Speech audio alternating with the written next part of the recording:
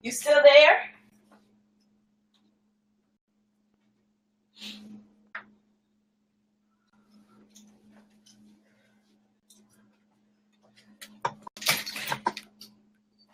Okay, so I'm in apparently the wrong light. Can you hear? I can hear you. Can you hear me? We in the building. We in the building. I'm on Periscope too. Okay, come on in. Yeah, I'm on Periscope. You doing the damn thing. You're a little late, but that's all right. I'm gonna let you get that because you a coach, your damn self coach, so it's all good. So this is what happens when my stuff starts on CP time. I automatically assume that I have more time than what I had. No, you didn't. No, you didn't. So we are live today. Welcome to Empower and Grow TV. My name is Alisa J. Green. I sounded like Howard Cosell just now, right? My name is Alisa J. Green, and I am the Breakout Coach, Self-Care Specialist, and Connecting Catalyst. And I am so happy that today is Tuesday, but not just because today is Tuesday. I'm so happy because I get a chance to interview and get up and allow everyone to get up close and personal with a very, very dear friend of mine, a sister that just stole my heart from the time that we met, which we met on Facebook, right, Natisha? Natisha sought me out. She sought me out. She came to get me like Harriet Tubman. She came to get me and bring me to the light, and I love her for that. And then I find out that she is also born on the same day as me. And I have another sister friend that's born on our birthday too, Natisha. So this is crazy. So I can't wait for you to meet her. So I'm not going to read your bio, but what I am going to do is, because I want you to tell the people who you are, what I am going to do is read the introduction to your books. Oh, okay. Ow. Yes, I'm going to read the introduction to your book because I feel that this introduction is a good glimpse of who it is that you are. And your introduction, and your bio is just the surface. The introduction is deeper than the bio to me. Okay?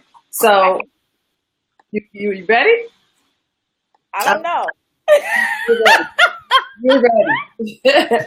For as long as I can remember, I've been a sucker for love, psych, personal development. Whether it was a course, workshop, or book, online or live and in person, if I had to do with learning how to be a better version of myself, I was taking it or Googling the hell out of it to find more information. And so I share with you this story, my story, about how I got to the place where I am now, which is really just on my way to another place.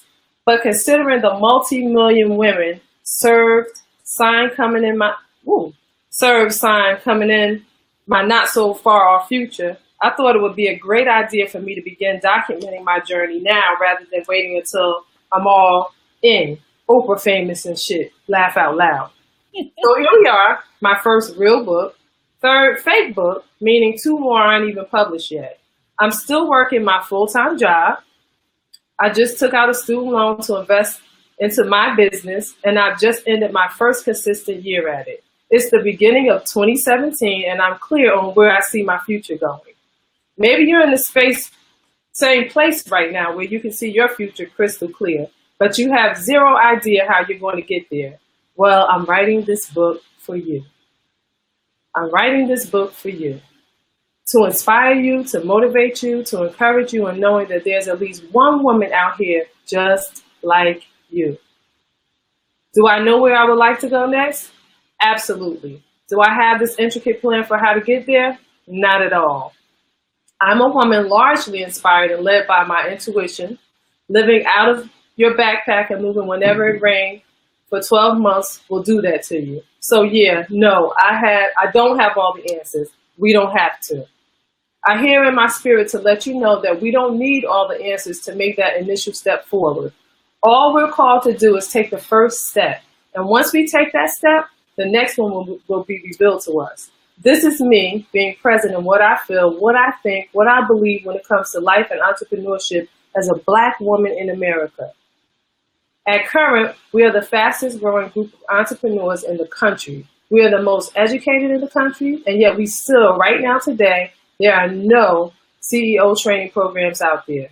Plenty of business coaches who will teach you how to hustle, but when it comes time to be consistent, when it comes to a consistent stream of clients, a networking strategy, and a marketing strategy, yeah, those people are hard to find. And so I share this, my first book, as an offering in that regard, an offering to the Black woman entrepreneur who is still working her full-time job with all the signs of success, yet not quite feeling fulfilled, in a space where she's wanting to make a difference in her community, both locally and globally, yet isn't quite sure how yet. I wrote this book for you. Ladies and gentlemen, coach your damn self. One coach's take on self-reflection, networking, and becoming a badass entrepreneur. Here she is, live on Facebook with me, Alisa J, Natisha Willis. Hey, Natisha. Hey. Natisha. You didn't think I was going to do that, did you? I had no idea. You know, it's funny. Every time I hear that, I'm like, damn, did I write that? You wrote it. It feels like it was so long ago, but it really wasn't. How long ago was it? Had to been December 2016. We did the interview December 31st, and by February 2nd, the book was done, headed to print. So it took you how many days approximately to write this book? Because people don't believe that it can take that short amount of time. I know how short amount of time it took, but can you let the audience know how long it took for you to write your book? I mean, the writing process was about 30 days.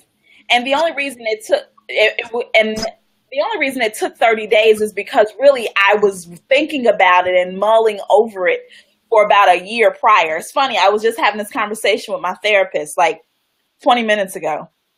And yes, I have a therapist. Shout out to every Black woman in America who has a therapist. If you don't have one, get one. Best shit ever. But we were having this conversation about how my natural inclination, when I have more time, I will stretch out and expand whatever it is that needs to get done to feel how much. That was my don't worry about it. That was my tripod that just fell. I'll expand and feel whatever time that I have. And I recognize that if I have a little bit of time, then I'm gonna make it happen. And so for a year, approximately, I kept talking about this. Well, I mentioned it once on Facebook, the Coach Your Damn Self. I'm going to write this book called Coach Your Damn Self. And, honestly, it was just in the back of my head. Mm-hmm. Like, okay, one of these things that we're going to get done. And then somewhere around June or July, I said, okay, well, we're going to do this June, July, August. We're going to do this Coach Your Damn Self challenge. Maybe even September. And then I said, okay, well, the book has to be done. So somewhere around August, September, I just scheduled the date for the book signing. And so we scheduled the date for the book signing. And so I had to have the books in time for the book signing. And so, yeah, that's kind of, we kind of did it backwards a little bit. But yeah, 30 days total. But it worked. I want to commend you for that and thank you for that, because I don't know, and I'm not just like, tooting your horn, but I don't know, to be honest with you, if I would have moved in the direction that I'm moving in now, had I not experienced that challenge. And first of all, tell us about the challenge. So Coach Your Damn Self is a 30-day exploration through what I like to call the hierarchy of self-mastery, right? Which is really just this model of holistic living that I somehow came up with. This idea that in order to be a badass entrepreneur, right? In order to really thoroughly create just this amazing idea around entrepreneurship, it resembles Maslow's hierarchy. And the only difference, it looks kind of like this. I don't know if that, yeah, there you go. Yeah. It's a pyramid, right? And so at this bottom level, and this is actually, I draw this diagram in the book as well, but this bottom level is life. So all the goals related to your foundation. So this is where I'm huge on freedom requires friends. So this idea of bringing people onto your team to assist you. And so this level is where you get your therapist. Yep. Your therapist, and I love that you got highlights in the book. I tore this book up. Look at this book. I love it. So your therapist, this is the life level. So life, health, wealth, spiritual life, and business at the very top, which is like self-actualization if we're looking at Maslow's hierarchy, right? And so what I discovered is that, okay, at this level, this is like your basic level. This is your foundational stuff. So this is you hiring your housekeeper, hiring your a professional organizer, your therapist. This is the basic shit. Because in order for us to get to this place where we're badass entrepreneurs, where we have employees, we really want to practice the idea of hiring help and allowing people to assist us. And this is really, in my opinion, the crux of coaching your damn self. It's not about, oh, I'm going to do this on my own. Actually, you're going to deal with your shit when it's time for you to hire somebody to help you clean your house. Yes. Like that's when that's the epitome of coaching your damn self.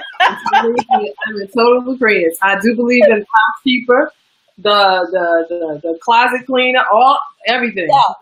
And I think as a woman, we deserve to have those services available to us because we cannot do everything. And I think that's what one of the problems with us is that we try to do it all. It's no way in the world you can go to work, have a husband, take care of your kids, clean up the house, cook, and do all of this stuff and be at peace or at ease with anything. It's hard. It's impossible. It's not realistic. And I think that's a large reason why when we look at Black women, even though we're the fastest growing group of entrepreneurs, we also have the highest incidence of anxiety, depression, and it's unaddressed. Yes. Because we don't have help. We're not used to looking for assistance and hiring a professional, right? We're used to depending on undependable people. Right. And so when you hire somebody and this is what they're getting paid to do, and not just they get paid to do it, but this is actually their skill set. This is what they enjoy doing, right? You don't have to worry about them calling off or canceling on you because this is what they love to do. So within this pyramid, you have life, health, wealth, spiritual life, and then business. And so at every level throughout the Coach Your Damn Self Challenge, what I've done is basically created this schedule of sorts, day-to-day schedule, 5-day schedule. And every week you focus on a different aspect of yourself. Mm-hmm. And so you do whatever you first identify your goals, you identify your fears, you identify what's holding you back, you identify what human resources you're already aware that you have, and then you contact that resource. And then you reflect on what exactly happened. So what I've attempted to do is really just map out the coaching process, what would typically happen like this person to person, because when you're dealing with intelligent, independent Black women, right? Coaching is one of those things, in my opinion, that's in like a black box. And so my idea was, let's take it out of the black box. Let's no longer make the shit secret. Here you go. This is what it's all about. This is the point of it. to really help you identify the shit that you already know. It's not about, oh, I'm holier than thou. I know more than you. No, we on the same playing field. As a matter of fact, you know more than I do about your life. So Yeah. let's go ahead and map this shit out so that you can go ahead and get it done, make it happen. So yeah, it's 30 days and you go through life, health, wealth, spiritual life, and business. There's a master class that goes along with each level. And every week you get these daily emails with videos of me just sharing kind of pieces of my story and exactly what it's all about. And it's fun too, because you get a chance to rediscover yourself. You get a chance to realign yourself. You get a chance to do all the recharge. You get a chance to do all of that. So for those of you that are joining us right now, I'm here with Natisha Willis, the BadA Entrepreneur. She's sharing her take on a journey of self-reflection, networking, and how to be a badass entrepreneur. She's also the CEO of The Life Coach BA. Yep. Is the newest program that we're rolling out, which I'm super excited about. So that's our attempt to create more. So if you haven't joined, and if you're looking at the replay, when you skip the replay, www.coachyourdamnself.com, join the challenge. Yes. Facebook group. And just do it, be about your life and business. That's what I always say. So Natisha, I want to talk about,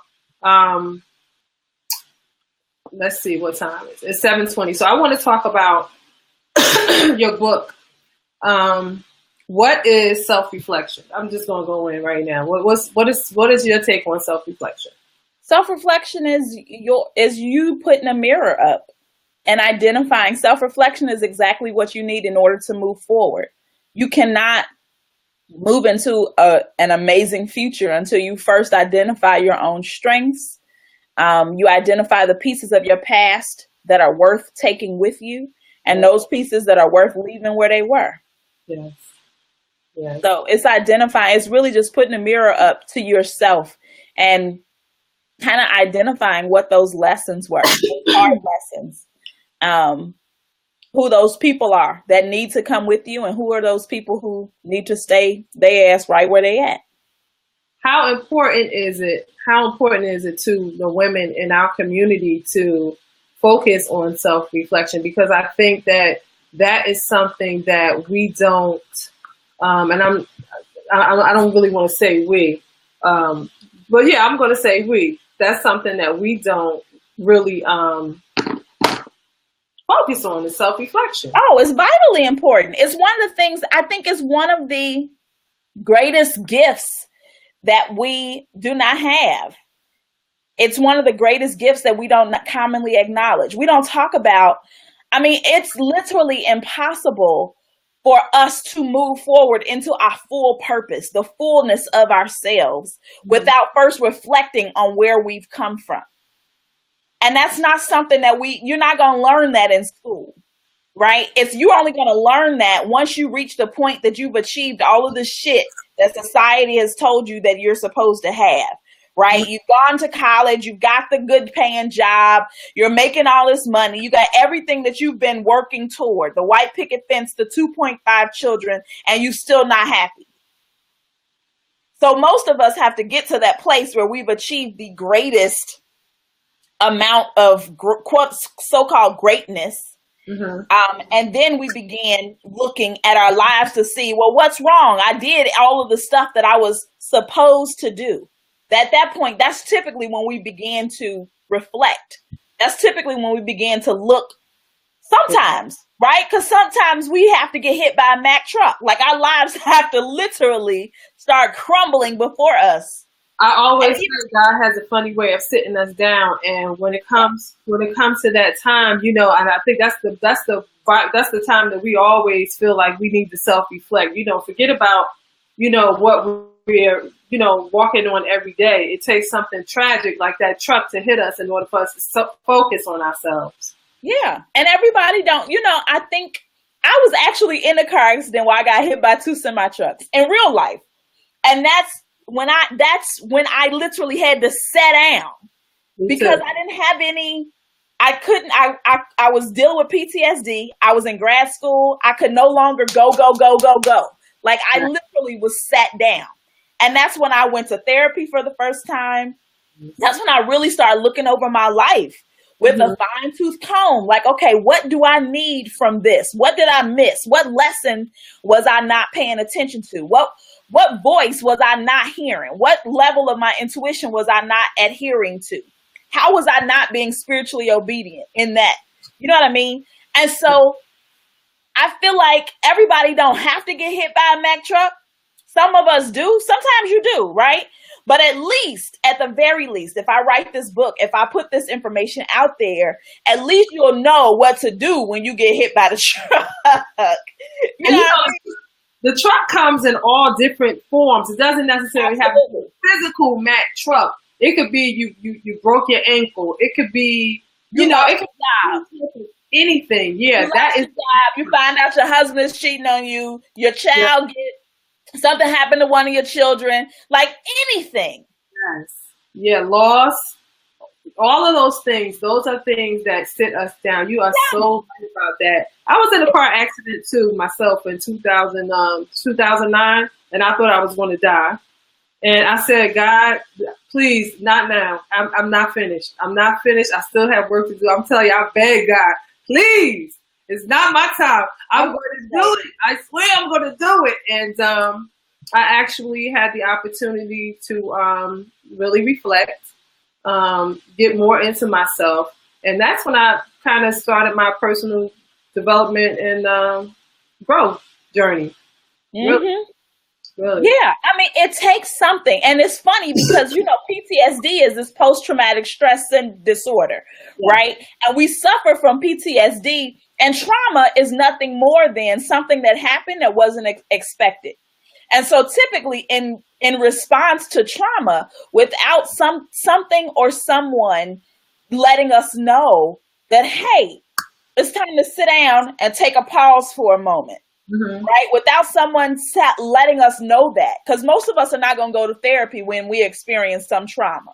Yeah. But that's what I learned by going to therapy. Okay, when you experience some trauma, in order for that trauma to not turn into baggage that you carry with you in every situation forward, you have to heal. You have to take time to heal that trauma. Take time to get okay with this idea of something happening to you that you did not expect. Take time to be okay with taking the responsibility, not the blame, but the responsibility of moving yourself forward and acknowledging that I have the power to now take me to the next place. Yes. And that is how you coach your damn self. So I'm going to talk, basically, I want to talk about, I want to ask you to share your entrepreneurial journey. I grew up watching my mother and my father. They were both like hustlers. My mother worked in direct sales. My father sold bootleg DVDs and CDs. Okay. Or after tapes, of course. The VHS and the tapes. And I remember the first business I had was trying to sell candy. And what I realized was, because the candy store was far away, what I realized, though, was I was trying to sell it for cheap. And it didn't take long before I recognized that, okay, this ain't working because I'm selling it for cheaper than what I'm buying it for. And I don't have enough money to buy more candy. So that I had to quit that business. The next business that I had was I sold shea butter. And I saw a need in my local community. And I knew of a way that I could create shea butter products. And so I started selling shea butter. Then I went to massage school and started a mobile massage company. And from there, I got really heavily involved into marketing. I loved this idea of, I'm a numbers person, but I'm also a people person. So the way I combined those two was, okay, what do I need to do to get the greatest number of people involved and interested and paying for whatever it is that I have? Mm-hmm. And so that led me, what I recognized was, even though massage was something I learned about stress and how the stress affects the body. And I recognized that was a level of personal development. Right. And I also recognize that I love, even though I love marketing, I also love personal development. So anything that helps make people, get people to our greatest heights, right? And really live our purpose, whatever we feel we've been called to do. And I put those two together, and I recognize that people, we know how to achieve our greatest purpose, or at least we have an idea of what our purpose is, but we don't necessarily put two and two together and acknowledge that our greatest purpose has to deal with us serving the greatest number of people.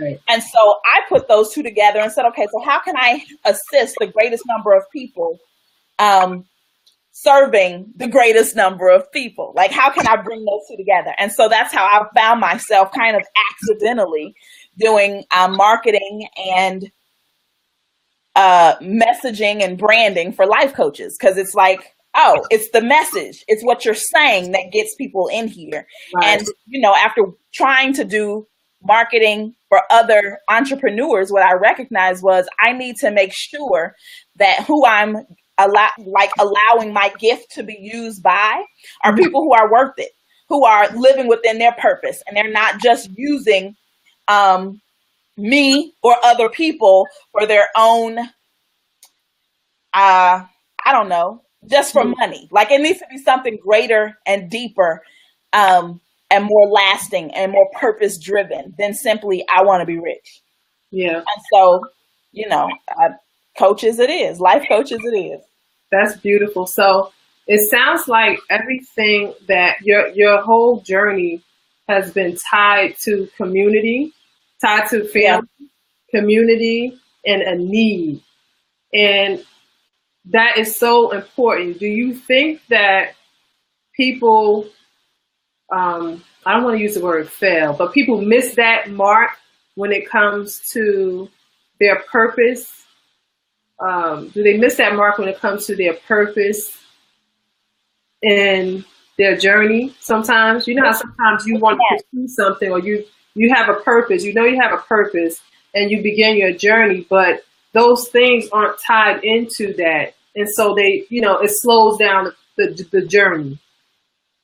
I think it goes back to self-reflection. If you don't spend time reflecting on what's important to you, what you feel, what you personally feel is valuable, identifying not just what you think is valuable, but what your actions have shown you that you value one over the other, right? Like, that's a level of reflection that has to happen that most of us really don't get that deep into.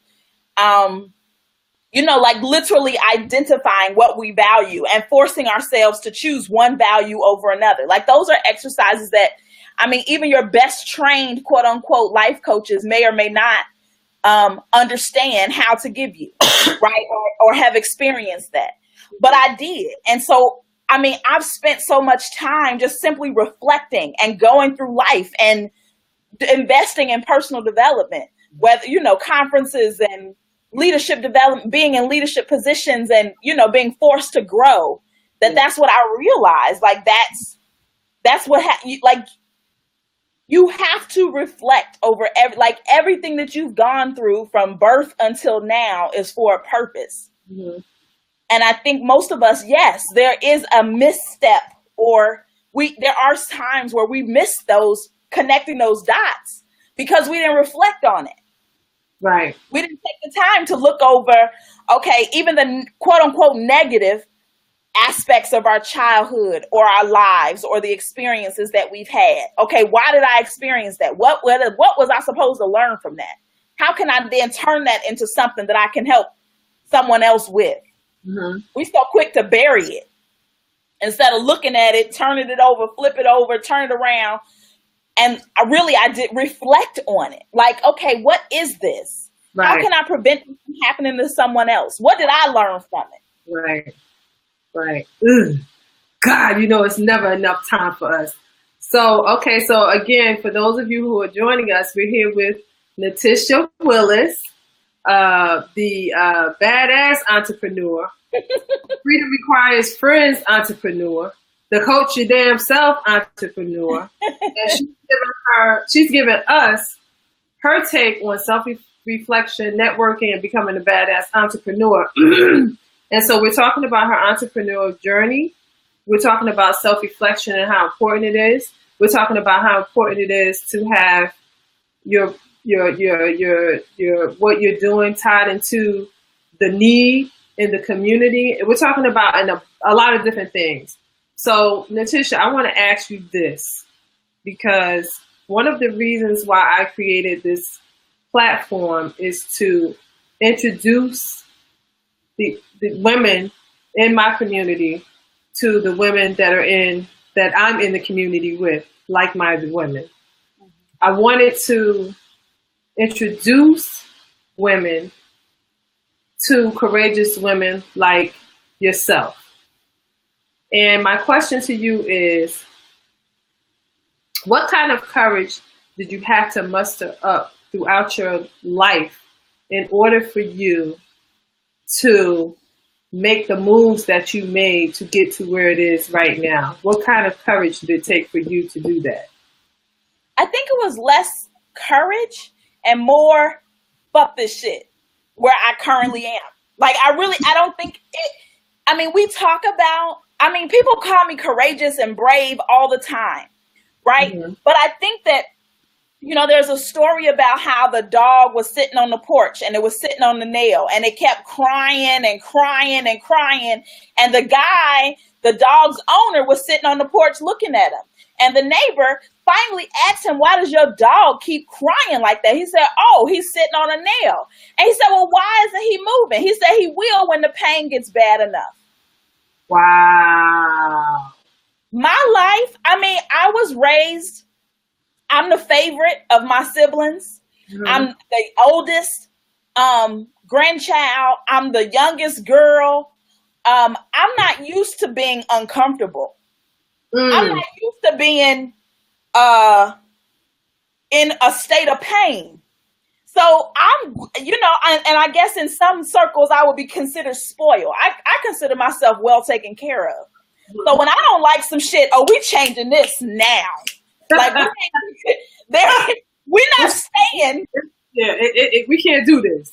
No, like we can't stay uncomfortable for too long. So, people call it courage. I just consider it, fuck this shit.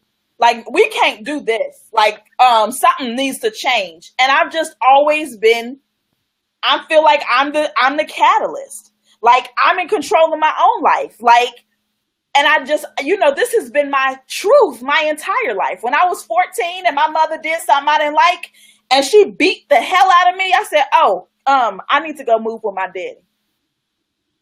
And she said, okay. So I did. And when my daddy did something that pissed me off, I said, I need to go move back with my mama. And he said, okay. So this is, literally, this has been my truth my entire life. So when I feel like something is not the way I want it to be, I change as much as I can, and then I change. Right. So I change as many things as I can, and then, okay, I need to remove myself.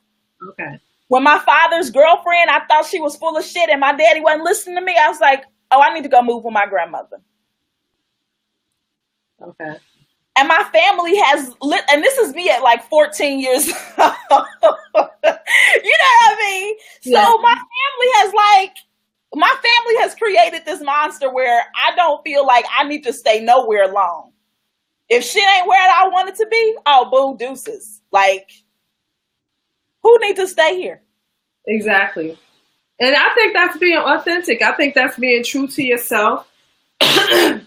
Not having to or wanting to put up with the bull and just moving forward. And that's amazing. So I think, people consider it courage. I'm just like, how do you stay somewhere when you're miserable? I look at it as being courageous because you don't find or meet too many people that are willing to not put up with the bullshit. That's what I'm saying. My entire upbringing has created this woman who I am today. My mother, we literally moved, like pack up sometimes. Sometimes we leave everything and we deuces every 1 year, year and a half, max 2 years. I've never lived in the same place longer than 2 years. So I don't know what it, whereas most people, they know what it means to have to go through stuff, and I'm stuck. I have never felt stuck ever in my life. And so, when I start feeling stuck, it's like, what needs to change around here? Who needs to be moved? Who needs to be removed? Who needs to be replaced? Where do I need to go next? Right? So I just have a different, my outlook on life, my experience in life is just a lot different. So it doesn't feel, and then don't get me wrong, because I still feel fear, right? I still feel like anxiety in the pit of my stomach. But it's like that anxiety is not worse than my hatred for where I'm currently, where I am currently. Like that hatred is bigger than the anxiety. So because I'm from the south side of Chicago, and the anxiety, I also have this thing about I'm not going to let fear punk me.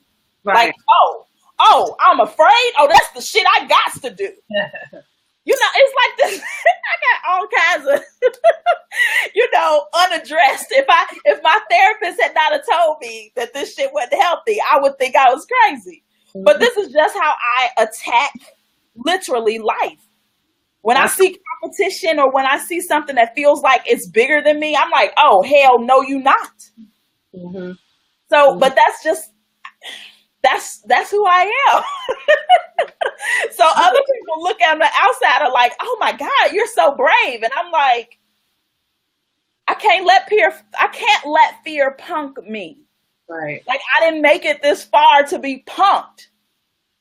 Like if I left Inglewood, damn it, nothing else is bigger than the hood. Like, oh my gosh. You know what I mean? Like, yeah. Listen. Oh God, this is just too good. I had everything all lined up on what I want to ask, but I can't even stick to what it is that I want to stick to because everything is so deep. So I want to talk about what's it like for you facing your fears. What's it been like for you facing your fears? I avoid them. If there's something that I'm afraid of, I avoid it for as long as humanly possible. Mm-hmm. But the way I have set my life up, the reason I say freedom requires friends, and actually my first talk was freedom requires friends, fear, and faith. Wow. Fear is one of those things that I feel like is required. Like you need to be scared in order to run for your freedom. That is true.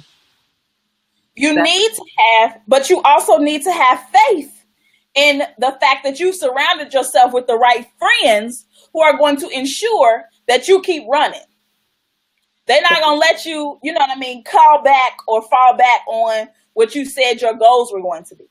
And I'm the kind of person that when I say something, I gotta do it because I don't want to be punk. I don't want to feel like I'm the punk. So if I didn't put the shit out there, now I got it. I'm doing it. Just off the strength of, I said it.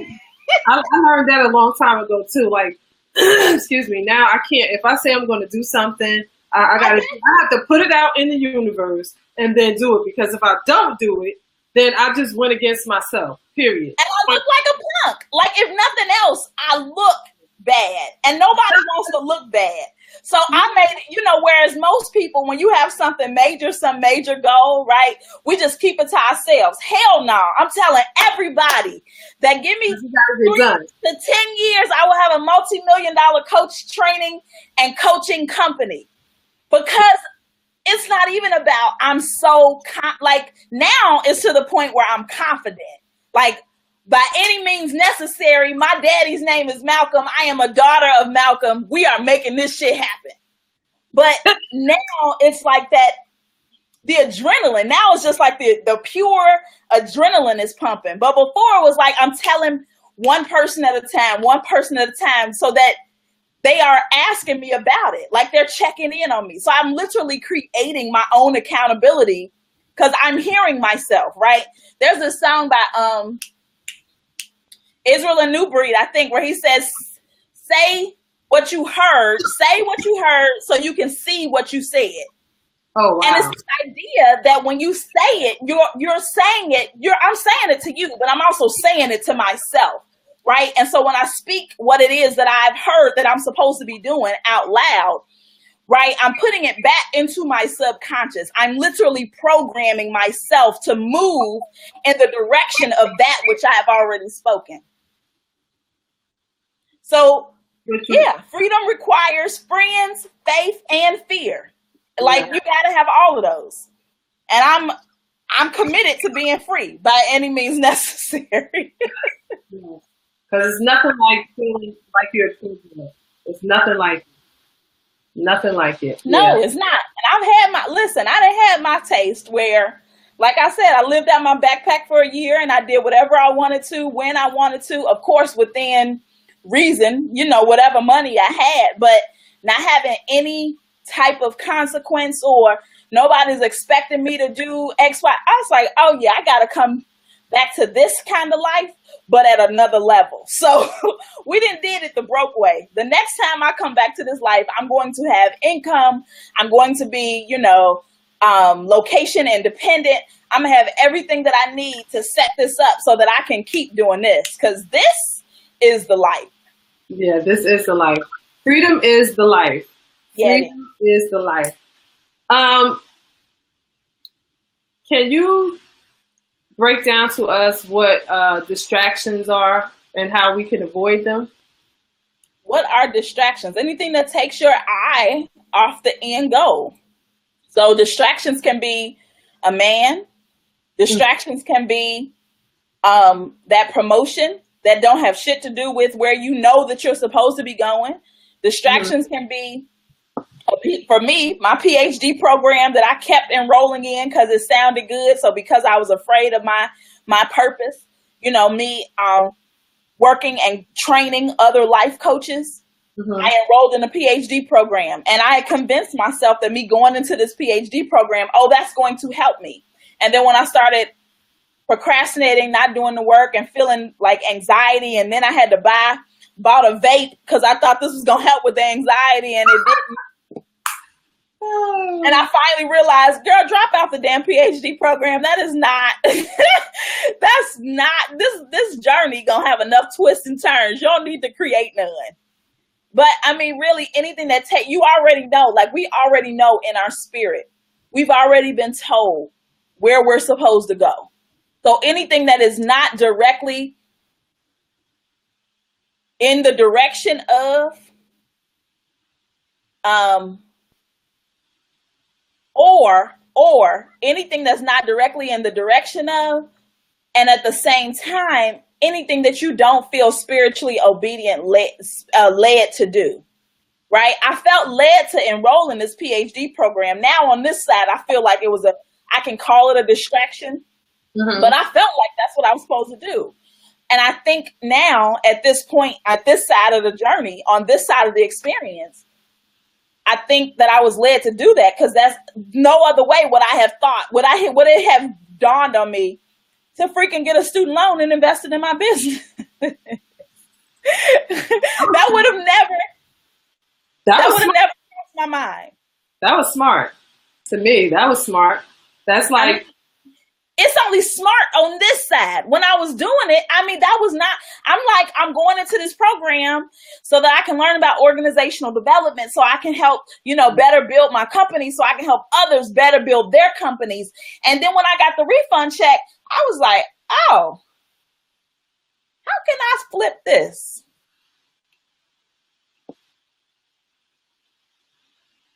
Yep, Shannon, listen to that small voice. Shannon said, powerful statement. Your spirit already knows. Listen to that small voice. Yeah, exactly, Shannon. Exactly. So, yes. Like I can call that a distraction, but the truth is that's what I was supposed to be doing at that time. And then if I had not left that PhD program and then enrolled in the coaching program at the school where I currently work, number one, I wouldn't have the the paradigm for my own coach training program. I would still be confused and still be looking, right? So now I'm about to be a twice certified coach, both in life and health and wellness. And I wouldn't have got as much money because, I go to school for free at my current job. And then, so the student loan is even more. I don't know if that's, against nothing or not. Tell the truth, shame the devil. So we have about 10 minutes. And so I want to, God, you're like so easy. I love it. This is so good. I want to talk about the secrets of a successful entrepreneurship. Can you share some of the secrets with us? The biggest one, get your shit together. Coach your damn self. Let me put that in. Go through the steps. Identify, for real, see a therapist. Like there is I don't know why I think there's some fear around therapy. Not me. Coaching is meant to take your present and identify the gap between where you are to where you want to be and really close that gap. Therapy is meant to allow you to look at the past and compare it to where you currently are and identify which pieces of the past helped you and what are the lessons that you really needed to learn that you can now take on the next part of your journey. And if you have a really good therapist and they're trained in DBT and solution-based therapy and all these other type coaching, they have all these other skills that they can do both. And that they're aware of how to transition with you, right? That's why I'm really big on when you're looking for a therapist, get you one who's certified in SBT, and DBT, and CBT, cognitive-based therapy, and didactical or dialectical, I don't remember. But all the SBT, DBT, CBT, so that they're very clear on the past, the present, and the future. Okay. So self-reflection is huge. Once you've coached yourself, then, hey, Natalie, once you've coached yourself and you've identified your own lessons, now take those very same lessons because you're never going to have as much insight until you begin taking those lessons and teaching them to others. So take that and now begin sharing with others. Maya Angelou says, as you give, as you learn, teach. So don't try to wait till you done got all 53 years of your life wrapped up. Start teaching that shit now. But first, do your own work. Spend a year investing in yourself. 1 year. Give yourself 1 year where you spend at least once a month, you're doing something that's entirely 100% for you. That can be going to see a therapist. That can be going to the spa. I'm big on therapy, though. I think therapy is like the biggest one. Yeah, therapy hiring a house cleaner. 5 seconds. Therapy is first, 5 seconds. I think the house cleaner is second and the spa is third. Because there's nothing like walking into a house that you didn't have to clean and it's spotless. That's like being at the spa. Right. When you walk, it's like house cleaner is at the top. House cleaner, you're right. House cleaner is at the top. Yeah, therapy, the house cleaner, and then the spa. You're absolutely right. But pick one of those things every month that would come across as selfish and do that shit. Because most of us give. Why is it so hard for us to be selfish, in your opinion? Like, I don't understand why. Because we're trained, especially as women, we're trained to not be selfish. My mother used to tell me all the time, I didn't want my little brother playing with my Barbie dolls. And she would say, stop being selfish. You're supposed to share. When I moved in with my father, and it was just me and him, he's selfish as hell. And I learned that it's okay to be selfish. It's very okay. From my father, men are taught to be selfish. They think of themselves first. Women are taught to think of everybody else. Fuck that. Natisha, where can everybody find you, Natisha? You're all over social media, so let everybody know where they can find you. It's 7:53. Let everybody know where they can find you. As everyone can see, join the coachyourdamnself.com to join the challenge. It's free. Yes. And it is for you. Yes, I'm talking to you. It's free. Yes. It's for you. So it is for you. Share with everybody where we can find you all over social media. Social media. So Facebook is my absolute favorite platform because, like I said, freedom requires friends. And so on Facebook, we have friends. So on Facebook, I am Natisha Willis. My business page is I am Coach Natisha. And so definitely follow the page. If you send me a friend request, you might want to send me a message because I have started limiting my friends to people who I have actually met or communicated with or I want to communicate with. So I don't have, 5,000 people I ain't never met, they never talked to, don't want to talk to. But yeah, reach out to me. Let me know that you found the show. Right now, the Facebook group we have is the Coach Your Damn Self community that may be transitioning soon. But yep, you heard it first here. So the best way to stay in touch is join the challenge. Coach Your Damn Self, CoachYadamnself.com. That's the absolute best way to stay in touch with me. Because no matter what changes we make, I communicate it to the Coach Your Damn Self community via email. Last question, your thoughts on leadership before we wrap it up. Leadership. What are my thoughts on leadership? Leadership is not limited to a position or a title. You are a leader simply for the fact that you are listening to this message. We all are called to be leaders. We all know what we've been called to do. It's just a matter of damn doing it. Most of us are afraid to live up to our calling because then we're going to be held to higher standard. Do that shit anyway.